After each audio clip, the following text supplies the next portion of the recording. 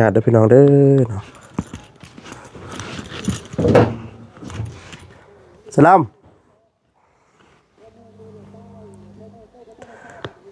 รถกระจอดอยู่นี่นะพี่น้องเว้ยโอ้หลอกโซ่ไว้อย่างดีพี่น้องเว้ยแต่ว่าคนโบอยู่จักไปทางใดพี่น้องเว้ย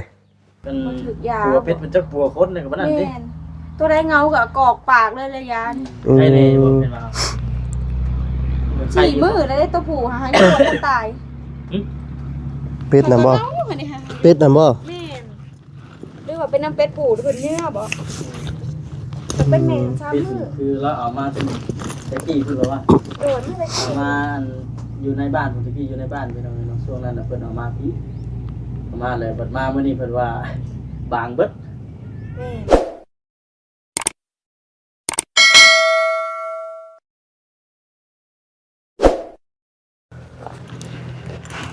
พี่น้องเนาะกับทักทายสบายดีเด้อสบายดีและสวัสดีผมให้พี่น้องFCกันเบิดสู่คู่สู่คนพี่น้องเนาะพี่น้องเนาะหลังจากเนาะให้หน้าให้ตาไปหลายมื้อพอสมควรพี่น้องเนาะทางบอสดีก็ได้พี่น้องเนื่องจากว่าบ่สบายพี่น้องเนาะเป็นไข้พี่น้องไข้มา2 มื้อ3 มื้อพี่น้องเนาะตอนนี้ก็ยังบ่เข้ายังบ่เศร้าคักพี่น้องเนาะยังบ่ทันเศร้าคักก็เลยการก็ไข้แน่เนาะก็เลยฟื้นทางการเจ้าของเนาะพี่น้องเนาะมาถ่ายคลิปเนาะให้พี่น้องรับชมน้ำกันพี่น้องเนาะต่อพี่น้องมาวันนี้ก็มาน้ำกัน2 คนพี่น้องเนาะมากับบ่าวคำพี่น้องเนาะมื้อนี้ก็ทั้งบริษัทก็บ่ได้ไปทำนำทีมงานพี่น้องเนาะมื้ออื่นการมื้ออื่นเดี๋ยวทางบริษัทสิได้ไปนำทีมงานพี่น้องเนาะมื้อนี้ก็เมื่อแล้วถ่ายเอาน้องดำแล้วก็น้องโทมี่แล้วก็สิพากันกลับมันนี่พี่น้องเนาะที่ไหนล่ะน้องลำอยู่บ่ล่ะพี่น้องเนาะก็เฮ็ดรถถีบจังเริ่มตัวสลามเอ้ย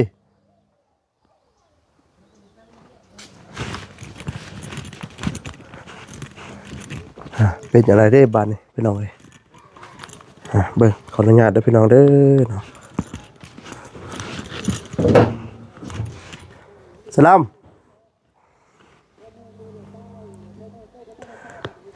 รถกระจอดอยู่นี่นะพี่น้องเอ้ย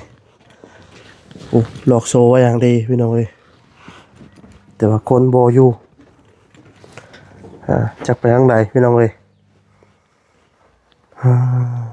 ตะกาวรถแล้วต้องเอาไปนำเลยพี่น้องตะกาวแต่ว่ามื้อนี้เราไปทางใดเด้อเนาะสลามเอ้ยประตูแล้วก็ทางน้ำอัดไว้โบอยู่พี่น้องเอ้ยเนาะหรือว่าเราไปหาหรือบ่หรือว่าใดพี่น้องเอ้ยตัวเมื่อนั้นจังหวัดซีมาเนี่ยเป็นว่าเป็นจิ๊บเอวพี่น้องเนาะเป็นทำความสะอาดอยู่โต๊ะอยู่ต่างจิ๊บเอวไปเลยมาเห็ดนักบ่ได้พี่น้องเนาะว่าสิมาถามอาการเพิ่นแค่แน่นะบ่หรือว่าใดพี่น้องบาดบ่เห็นเพิ่นพี่น้องเอ้ยจ้ะหรือว่าเราไปหาแล้วบ่เนาะพี่น้องเนาะนั่นแหละเดี๋ยวสิเดินทางไปหาทางน้องทองมีกันก่อนพี่น้องเนาะเป็นกันไดถามไทยผมก่อนเนาะ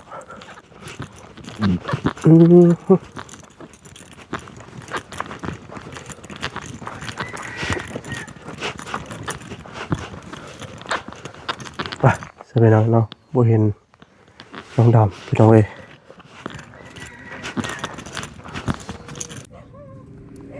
พี่น้องเนาะมาหาน้องทองมี พี่นี่น่ะอยู่เรือนน้องดำกิน บ่ค บ่เห็น ำเจ้าเบิ่งในความมันนั่นค่อยนะสบายเด้อความข่อยลือแห้งนะ เป็นหยัง เจ้าเห็นว่าไม้นะข่อยเสียบนะ เนาะ เจ้า ไม้อยู่พี่เด้อพี่น้องเอ้ยเนาะว่าเปิดไม้อย่างดี เป็นนั่นนี่เป็นคนพื้นเนาะ ฟื้นจากช่วงไข่เลยโอ้ พี่น้องเอ้ยอย่าว่าฉันจะชี้เลย เชื่อการนักเติมนะ โอ้ย เนาะ เนาะ พอลุกได้แล้วมื้อนี้ ฮะ มื้อนี้ลุกได้อยู่มื้อนี้ ลูกไล่นั่นนึงฝืนมามื้อนี้ฝืนมาเดี๋ยวมางานก่อนว่าซั่น กินยาเข้าไปเลยใช่แน่อยู่ดอก แม่น พี่อ่อนเลยพี่น้องเอ้ยอากาศมันเนาะอากาศมันปรับเปลี่ยน บ่ว่าแต่คนน้อยคนใหญ่ โอ้ ผู้เฒ่าผู้แก่ไข้เบิดช่วงนี้อากาศคือจังที่ฮู้เนาะเดี๋ยวร้อนเดี๋ยวหนาวเดี๋ยวนั่นอยู่ คือมื้อคืนนั่นบัดหนาวบัดสองมื้อที่ผ่านมานี่บัดร้อนนะก็ดี แม่น หนาวก็หนาวดีเลยพี่น้องเอ้ยเนาะ แม่น ช่วงตอนเช้าแห้งคักนี่ตอนเช้าตอนที่นอนลุกน้ำหมอกมันลงแห้งแม่นผู้น้อยนี่ก็เป็นไข่ไปจักบ่เป็ดอยู่เนาะ เสียน้ำเสียในกันแน่นี่เนาะ พอดีว่ามุกทุ่งกินนี่นะอันไปเฮือนน้องดำบ่เห็นจัก เพิ่นบ่อยู่ นี่เด้อ อ่ะสบายดีสบายดีสบาย ส ดี บายดี หากประตูนี่นั่นได้สบายดีเด้อเนาะประตูนี่นั่นได้ ลอกบ่ ประตูนี่แล้วเอาข้างนอกดันไว้ได้ บ่อยู่ซั่นเลย อ่า ไปใส่เนาะบ้านนี่มาอยู่ได้ คิดว่าเรามาหาอัน เป็นว่าเรา น้องทอมมี่บ่ ต้องขี่รถถีบมาเนาะ โดยบ้านนี่มาตอนแรงๆมาเลยเอาปลาแห้งให้ละมื้อเจ็บหัวเราอ่ะ เจ็บหัว เพิ่นเจ็บหัวเพิ่นไปซอยเวียกเฮือนดีได้มีคนเสียในบ้านนี่ อ๋อ ซอยเวียกเพิ่นก็เจ็บหัวเพิ่นว่าเจ็บหัวก็กินยาว่ะคนน้อยนี่จะได้ไปซื้อยาอีกแล้วนี่ ไข่จักมือแล้ว ถ้าก็คืนนี่ เออ แอบนอนกลางคืนตื่นเช้ามาเลย ไข่ไหม้เนาะ น้อยไข่นี่เคนผู้ใหญ่เฮานี่ยังว่าสิอีกแบบนึงอันเล็กน้อยนี่หัว อยู่ แอบได้อยู่ แอบได้ สบายกับตนโตเนาะ ทั้งไห้ทั้งหยังบ่ได้ ให้กันยามกลางคืนยามกลางเว้นบ่ให้ดอกน้อย อืม ก็ได้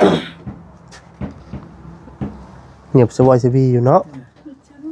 บ่ได้มาแต่โดนนะฉันเว้ยมาเยี่ยมก่อน โดย เอ้ยมาเยี่ยมเบิ่งอันสาทองมีก่อนว่าฉัน เป็นเวลาเนาะพักตะกอกตะหญ้าเห็นหุ่นเนาะปลูกเลยล่ะบ่ แม่ โอ้ยฮอดหญ้าบ่ได้มาบัดนี้ เออเป็นเติดบัน เกี่ยงไอ้ซ้ออยู่ ยังปลูกคุมปลูกยังซะนะ แตงโม ปลูกงูอีก ถ้าจะออกกันดิ เออ พวกออก3คุม ปลูกทดลองบ่ แม่น ทดลองมังมูว่าซั่น ปลูกขึ้นมาครับครัวได้ก็ได้กินได้ดีนะ แม่นแหละ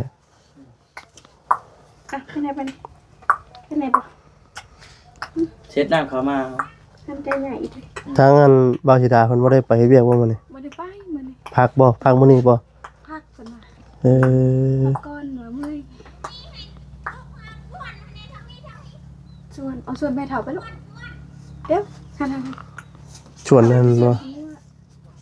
ขี้งัวบ่ แน่นไหม กินคนมากขี้งัวเออ กินงัวเพิ่นบ่ขี้ถี่ดอกฮะไปส่วนมาใส่ผักมาส่วนเอาเพิ่นว่า โดย หนักงามได้ชวนขี้งัวมาใส่นะ แม่นเลยเนาะ ธรรมชาติ ช เนาะ มออกแม่น รถเท่านั้นแหละ คุมหมักมูเอาขี้งัวมาห้องว่างาม อืม บ้านตะกี้บ่ได้ใส่ขี้งัวดอกดิ้นแห้งอ่ะเพิ่นบ่อยากออก อืม ใส่ขี้งัวคือว่าเพิ่นสุ่มเด้ เรื่องแดดอยู่เลย ฮ้อนๆไปเลยเนาะฮ้อนบ่มีลม มันอากาศเปลี่ยน เดี๋ยวก็ร้อนเดี๋ยวก็หนาวเดี๋ยวก็นั่นอยู่ ไข่เล็กน้อย บ่ว่าแต่เด็กน้อยนะผู้ใหญ่ก็ไข้คือกัน เป็ดก็ไข่คนก็ไข่บัด เป็นยังก็ เป็ดก็ไข่คนก็ไข่ ไม่ได้เอายาให้มันกินบ่ ให้กินไอ้ซื้อทั้งกินทั้งอาบติดคือเก่า อืม เป็นจักกัน บ่ถึกยา ปัวเป็ดเป็นจักปัวคนนี่ก็บ่นั่นดิ แม่นตัวใดเงาก็กอกปากเลยยาน ไอ้นี่บ่เป็นว่า สี่มื้อแล้วได้ตัวผู้หาให้ตัวตาย เป็ดน่ะบ่ เงามานี่ฮะ เป็ดน่ะบ่ แม่นหรือว่าเป็นน้ำเป็ดผูหรือเป็นเนื้อบ่จะเป็นแมงซ้ำ เป็ด มือ คือเราเอามาแต่กี้คือแบบว่า โดนไม่ได้กิ เอา น มาอยู่ในบ้านผมตะกี้อยู่ในบ้านพี่น้องเนาะช่วงนั้นน่ะเพิ่นเอามาพี่เอามาเลยบัดมามื้อนี้เพิ่นว่าบางเบิด แม่น มันสิเข้าช่วงนั้น แต่เขตเอาเป็ดเป็นแม่ผักแม่มาแต่ว่า ถึงภาคแล้วบ่ เป็ดตึกภาคบ่ แม่นเป็ดถึงภาค ว่าแต่เป็ด บ่ว่าอันใกล้บ้านกับไกลบ้านก็มีคือกันเนาะ ติดมาเด้อจ้ะเพิ่นติดมาเด้ มันมีเชือกบัด อืม คือว่าแล้วเนาะเข้าคอกใดก็เบิดคอกนั่นแหละ เดี๋ยวครับกินปิ้งไก่ปิ้งหยังที่จักบ่จะซื้อปิ้งไก่มากินเดี๋ยวมัน แม่น น้ำกระดูกก็มีกระดูกไก่อัน ขังเพิ่นเด้ซะ อ ถ้ากระดูกก็มาหน่อยเมียนเบิดบ่ฮอดเป็ดดอก เป็นดอกสิ เห็นมันหน่อยเมียนเบิดก็บ่หันน่ะเพิ่นเหงาเนี่ยนะโตล่าสุดที่น้องไปเอานะเพิ่นได้ลูก9โต อืม เพิ่นโตออกมาแต่ห้างแล้วไปเอาก็เป็นเงาๆแล้วก็บ่ตุ้มเอาลูก แล้วก็เล่นเขาไปหาหมูตื่นเช้ามาเขาเฮ็ดหมูตุพูกอยู่ นี่ นั่นว่าภาคแล้วนี่ก็โทรถามเพิ่นผู้อยู่ในบ้านโทรถามแล้วไผแม่นได้เราว่าขอยเห็นเขากลัวเป็นตายภาคในหมองเป็นเจ้าอยู่หั่นว่า อ๋อใช่แล้วจะติดกันนะเนาะ ลูกข้าวโตแล้วก็ช่องแม่แม่ก็ตายว่าช่องแม่แต่มาติดใส่พวกเอามาก่อนนี่บัดพวกเอามาก่อนนี่ก็2โตเลยเด้ ยังจะโตปานนี้รวมเบิด ยัง3แม่ 3แม่ ก็คือง้อยอยู่แม่นึงค่ะไข่ได้3-4หน่วยเลย เป็ดผูยังตัวหนึง เป็นผูเรียบร้อยแล้วเป็น เรียบร้อยแล้ว นี่เงาอยู่มัน เนาะ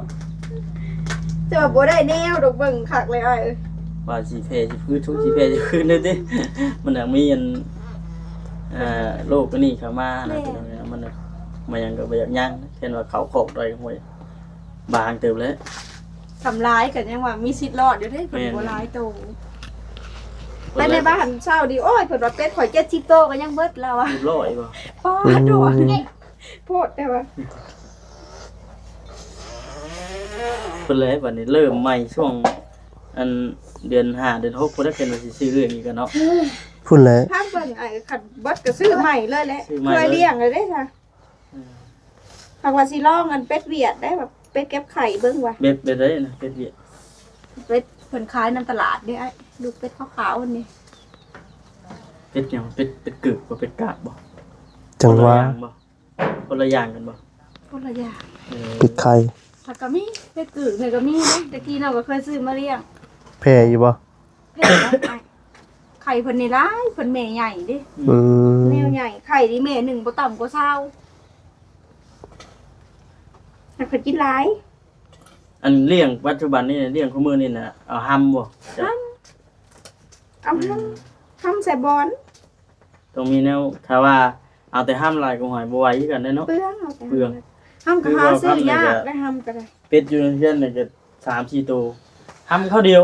ข้าวเดียว เที่ยวจะซีเข้าให้เพิ่นน่ะนะ แม่ อืม สีข้าวเบิดเลยก็ซื้อแล้วบาด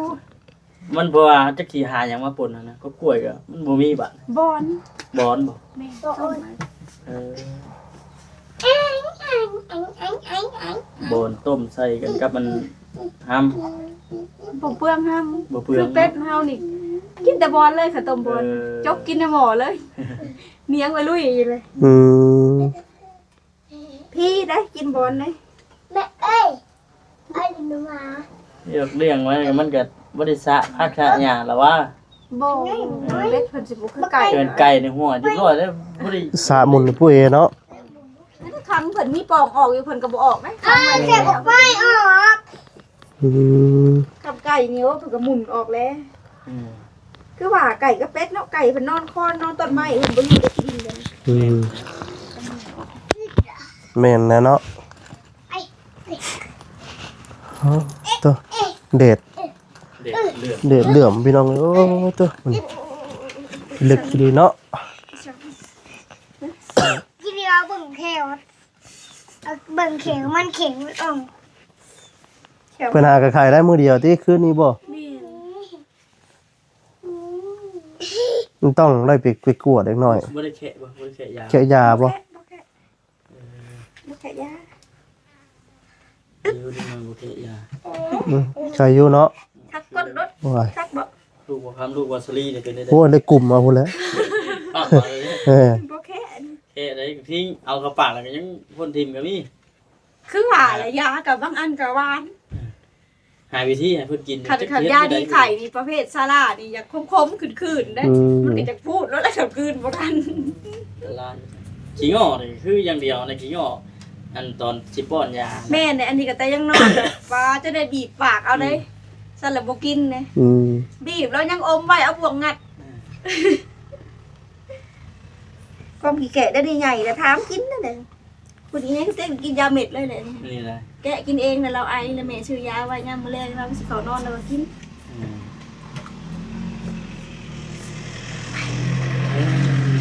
น้องเพิ่นแล้วผมไม่ได้เข้ามาหาล่าสุดเนี่ยเข้ามาช่วงเลยเนาะล่าสุด นะ เพิ่มเติบเลยเนาะ แม่ ตั้งแต่โดนเด้อ ปังปัง เบา ปังปังปังปัง บางซาลีก็เป็นพร้อมเอื้อยเพิ่นพุ่น เห็นบ่ เนาะจับเข้ามาแต่เพิ่ มาน ก็เอื้อยบ่ มากับเอื้อย มากับเอื้อย แม่ เอื้อยมื้อน้ำมื้อน่ะ พูดแหละพี่น้องเนาะ ไปหาน้อง เด็กเข้ามาเยี่ยม โดนตื่นแล้วบ่ได้มาหาน้องต้องมี ไปจุ่มน้ำไปแม่เช็ดให้น้องไป ฝันบ่ได้ฝันคิวได้บ่ โบ่ได้ แต่มาพี่ยังบ่ได้ต้องจักบาท พันอยู่บ่ซื้อบ่ ฝั ได้ น ซื้อ ฝันนั่นอยู่แต่ว่าบ่ได้ซื้อ แม่ เอาบอกไม่เห็น คืนนี้พันอยู่บ่ ไม่ คืน เห็นสิบ มา เสื ถาม อ เอา เก้า มาถามเอาตัวเลขได้บ่ ไม่บอกไม่เห็น มันเลขออกเด้ บ่ได้เลขของบ่ เออ คือนี่ก็พันอยู่ถ้าว่าสิซื้อเลขมา เด็กมาก แม่น ขาดได้สิบเสือเจ้าบอก แล้ว ไม่ สิเล เห็ ข น เข้าไปจักบ่ ปีนี้เลขมาออกเด้เนาะ อุ้ย มา ตายตาย ว่าสิซื้อเลขมาว่ะ ให้หมักม่วงนั่นยังหมักเดียวบ่ ยังหมักเดียว บัตรได้เหรอหล่นมาแล้วมาคำไว้ หมัก ตอนนั้นนับบ่ครับนับเบิ่งอยู่10หมากที่ปลายหมาก12หมาก ของแสนเขามามื้อนั้นเพิ่นเลยไปต่อยหล่นหมักนึงแม่เพิ่นว่าค่อยเลือกแล้วเพิ่นเลือกหมักนึง เลือกเลยดิ โอ้ยถามบ่แสนมาเลือกเนาะว่ะทางใหญ่ได้ ส่วนหลายมันบ่ค่อยนั่นดอก อันนี้นะหมักม่วงอันนี้ใหญ่นะแต่ว่า แก้มแดงเด้ ม่วงแก้มแดง บางอย่างแอปเปิ้ลนะ อันนี้ก็คือกันเนี่ยไอ้ คือกันบ่ แม่นบ่ คือกันเพิ่นออกหมากน้อยแล้วก็เป็นหน่วยมนๆกวนแดง อืม จับให้ใครเนาะตัวนี้กันเนาะ ๆฮู้จับบ่ หาไม้มา เฮ็ดโอนเอ็น ซัก โอนเอ็น หาไม้มาซักไว้ เออเดี๋ยวมันจับมันอย่างไรเกียมหาไม้มาค้ำไว้แล้วหมากหนึงมันยังเอ็นเลยนะ แทนได้เพิ่นซื้อกิ่งมันมาปลูกหมากได้ อืม เพิ่นก็เอาไม้ค้ำไว้เฮ็ดต้นโยดนี่แหละหน่วยเดียวก็รู้ หากส่วนหลายเฮาปลูกนี่ครับมันเป็นหมากแล้วต้นมันจะแก่นได้ บ่ มันมาเลี้ยงหมากเด้ เออ ดูดน้ำขึ้นมามันสิเลี้ยงหมากต้นมันก็สิบ่ซัดนั่นซัดถ้าว่าผู้แล้วหมากมันหล่นไปแล้ว พูดแล้วเนาะ มันสิค่อยซัดขึ้น หักจักสิอยู่จักมือได้ดอกคำว่าเดชอ่อนด้านนี้จักว่าสิโลดปุ๊มันบ่ ใครแล้วเขาก็รดน้ำเอารดน้ำเอาเช้าเลยเช้าเลย ยังเก่งขึ้นว่ามันบ่ชุกกะพอดีกินสมได้ก็สิโอเคแล้วเนาะ เลยลูกไปแย่งมาปิดตับซะ อย่างน้อยก็สักพอดีจำกินสมนี่เนาะ เออ สองกระปั้นวะ เออสั่ง อ่า เย็นอยู่ไหมเอ้ยผ่ามันยังเย็นอยู่ อืม จุ่มน้ เดี๋ยวสิให้เงินหมากไปแล้ว มื้อนี้ว่าไปเฮียนว่ามื้อนี้ ำเพิ่นผักก็ได้ ฮะ เพิ่นผักเพิ่นเฮียนหนึ่ง พักเลย ดู เพิ่นพักหยังก็ ผักแล้ว มันมีมือหยังก็เพิ่นคือพัก บอกเพิ่น ผักเฮียนห พั นึ่ ก ง เคียนหนึง พักเฮียนหนึง แต่ว่าปีเนาะคืออยู่แต่ปี สิแล้วเพิ่นมา จักมื้อวันนี้เพิ่นจะได้ให้เข้าไปมัน ยังบ่ฮู้อันนี้ก็ยังบ่ได้ถามเพิ่นคือว่า แต่ก็ว่าเฮาพักดนบ่บ่ครับ ประมาณเดียวกันเนาะ เดือนหนึงได้บ่เดือนหนึง เดือนบอกชาน้องชายตะกี้ลูกอันป้าเพิ่นเขาหั่นทิศหนึงคือว่าผักเฮียนหนึ่ง เออทิศเดียว แม่นผักแก้ได้อนุบาลนี่ยันชาวครูเพิ่นกระท้องอยู่นำเด้เขาได้เพิ่นท้องใหญ่เพิ่นก็สิผักแล้ว อืม ตื่นบ่เอาน้ำของเขามา ประมาณลูกเรา แม่นำเขามาสิ จะลงไว้เนี่ย ลงไว้ ร้อนในอากาศร้อนนี่เลยรถเบาเส้นเพิ่นไว้เบาเส้นมา อื รถกิน ม เลย รถคอนกุ้มมากินนี่บ่ จบหมา คิดฮอดว่าแสนบ่ เอาเสร็จเลย เมื่อไหร่ก็เห็นเบาแอนมากอะแม่เบาเส้นแล้วคือบ่มาหาเฮาเพิ่น มีเพื่อนได้จะเข้ามาหาช่วง บ่มีอ่ะมือประกอบเพิ่นก็มีเบาแอนเพิ่นมาจอบเบิ่ง อืม เมื่อนั้นก็มีลำมาเป็นหรือมา เบาเส้นมาแต่โดนแล้ว อืม เพิ่นบ่เข้ามาบ่ จังว่าเลยเนาะจะขึ้นไปทางไหนมัน มื้อนี้ไปทางไหนเนาะหาน้องกันเมลูกซี่บ่มื้อนี้ เห็นบ่ อะแม่น เออ ไปทางบ้านนั่นก็ มันนาคามมันเนาะ เพิ่นแหละ ดำ ค่อยบัดนะคะ พูดแล้ว ต้อง ลงดิน ลงเห็น แม่น ใส่เอาอ เดี๋ย ย่าว ง เนาะเพิ่นจะมือมันก็ลงมาเยี่ยมคือเก่า แม่น มาเยี่ยมมายาเบิ่งนั่นแหละ เอ้ยจะทำดูใส่ อืม จักเลยได้อ้ายเราไปหาก็บ่เห็นชาวดำจัง อื ไป ม ตัดอ้อยบ่จักอ้าย เจ้าว่าแม่นจังเนาะ เราไปตัดอ้อยได้ เออ ตัดว่านนี่หั่นแหละเราพักมื้อซื่อนี่หั่นเราไปซอยเวียกเงินดี คือว่าเนาะไม่ก็คือบ่เห็นบ่นั่นเพิ่นตัดหากันเริ่มซอยเนาะ แม่นเราก็เข้าไปอยู่บ้านนี่ก็บ่มีไม้ อืม เขาไปเบิ่งยังบ่มีไม้นั่นแหละถ้าผู้เต่าใหญ่เพิ่นโจ๊ะเพิ่นแล้วจะสิเขาไปกอง อืม อืม เพิ่นสิเมื่อบ้านเพิ่นเด้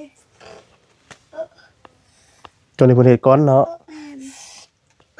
กองพร้อมกันหลายคนก็มันบ่ได้ไม้ หมู่ทัน ถ้า เนาะ แม่นถ้าจะเพิ่นจูดก่อน นี่แน่หัว จังเก็บ มันบ่พอกันเนี่ย มันสิยากกันซะแล้วบัดนี้ อืม อื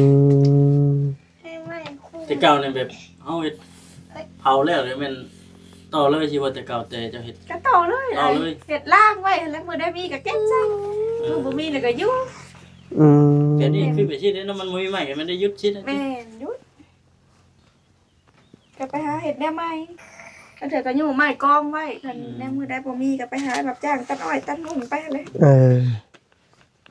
อยากไปตัดอ้อยใจหาเนาะคือบ่เห็นนะเนาะ เราไปตัดอ้อยเราไปตัดไก่ได้ ไกลบ่ ไปตำรวจเข้ามาหาผู้เลยทางดงพุ่งผู้ แม่น เออ ย่ามมื้อแรงผู้เราจะได้มาเราห่อข้าวไป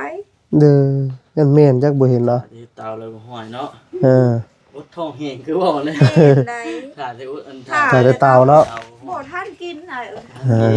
โดยเฉพาะเฮาเฮ็ดแต่เตานี่ห่วยเนาะ เออ บัดยามมีไม้ก็ใช้แน่เนาะยามไม้เบิดคือว่าแหล้ว สร้างเฮาสู่หาเสากินค่ำเนาะคะแนนเพิ่นผู้มีเงินห้องเฮือนก็พอได้อยู่ไปก่อนนึงนะ อืม สร้างเฮาสึมันบ่ทันกินเฮาค่ะ น้องแม่เล็บจีนี้ มีหยังเฮ็ดก็บุกบืนไปเนาะ แม่น ใครแน่เด้ คืออยู่บ่ใครอยู่บ่น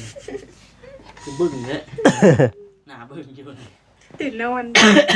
มื้อนี้เพิ่นนอนกินเนาะ ตื่นแต่นอนมานี่ก็นอน ป้อนยามันกล่อมนอนเด้ ยังบ่ทันกินได้กินบ่ได้ป้อนบ่ เลยว่าสิเข้ามาในบ้านจะไปเบิ่งยาให้เพิ่น อืมหากแต่ก้าวเพิ่นเพิ่นไข่นี่กินยาอย่างเดียวบ่หรือว่าต้องได้ซักเอา กิน กินอย่างเดียว โด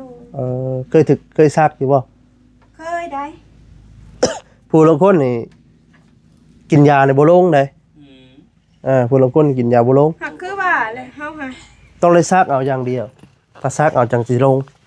อันนี้ว่าเพิ่นไข่แห้งๆเลยก็3ชั่วโมง4ชั่วโมงเลยเป็นให้เพิ่นกินแล้วนะ เออ กินต่อเนื่องเลย3-4 มื้อเลยเศร้า เออ คือว่าบ่เคยซักขนาดนั้น อืม อยากซักอยู่ของแพทย์หมอเพิ่นว่าย่านลืมยาว่ะอันนี้ว่าซักเลยเธอหน่ากินเนี่ยมันสิบ่เศร้าเพิ่นว่า อืม มีแต่เจ้ามันครัวเอาเพิ่นว่าก็มีแต่ว่า3ชั่วโมง4ชั่วโมงแล้วกินแล้วก็เอาน้ำมวกเสร็จ อืม เอากระบิกทาขบอมเพิ่น โดย เศร้าคือว่าหลายคนก็บ่ค่อยไข้แน่คนบ่ค่อยเจ็บค่อยเต้น คนก็แดกแดด ดีแล้วเนาะเดี๋ยวเปียเละก็ได้ สบายแบบนึงเนาะมาอยู่แบบนี้กันเนาะ แม่น เงียบเนาะเงียบสงบ ม่วนอยู่เลยเอามาอยู่แบบนี้กัน ยามให้ยามหน้าก็ได้ยินแต่เสียงกบอ๊อบแอบอ๊อบแอบอ๊อบแอบแล้วน่ะ ตื่นเช้ามาหนูก็เว้าห้องห้องในป่า อื หนู ม ก็เว้าห้องหนูกดขันนี่ อยู่เป็นเฮาอยู่แบบเป็นหยังก็ง่ายเนี่ยถ้ามาอยู่ในบ้านเนี่ยก็มันอึดอัดมันแคบ อยู่เฮียสบายโล่งโล่งหูโล่งตาดีทางหน้าก็เป็นไฮนาแล้วบัดทางหล่างก็ได้บัดนี่ทางข้างเป็นปลาอ้อยทางหน้าเป็นปลา อ้อย นี่เด้มื้อใดเพิ่นสิจ้างกันเนาะ จาก อืม ก็จ้างรถไปจักกวาดคนเดียว รถบ่ได้ดอกไอ้ ฮะเป็นนี่เลย ร่วมหลาย อันนี้นะเป็นจ้างคนตัดนี่นะพอได้ย่อยเขาได้ หามื้อนั้นเห็นเขาเจ้าตัดอยู่หั่นก็มีคนนำได้ เออ คนน่ะตัดตัวล้มตัวแต่ว่ารถน่ะเอาตัวยืน รถเพิ่นบ่เอาได้ตัวลงเพิ่นเดีย เอ ว อเพิ่นเอาแต่อ้นรถตัวล้มมันเพิ่นโค้งเอาเลย หากจะเพิ่นเอาคนได้มันบ่หลาย อืม มีแต่ยาวลงหั่น อ้อยเอกชนแต่ว่า แม่นอ้อยเอกชนอ้อยเอกชนเนี่ยได้ดีกว่าอ้อยบริษัทอืม บริษัทจ้างถูกได้ โดย เอกชนจ้างมัด1,500บริษัทมัด1,200